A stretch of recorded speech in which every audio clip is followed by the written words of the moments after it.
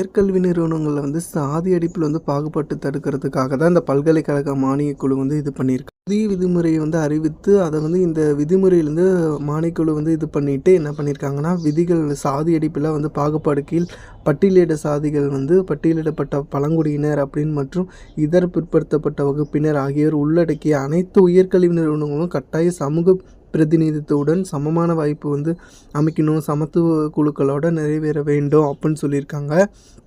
அதுக்கு இணங்க நிறுவனமானது யுஜிசி அங்கீகாரம் வந்து திட்டங்கள் அல்லது பட்டப்படிப்பு திட்டங்கள் வழங்குவதற்கு ஒப்புதல் வந்து இழக்க நேரிடும் அப்படின்னு சொல்லி அதையும் சொல்லிட்டாங்க. Friends, thank you friends.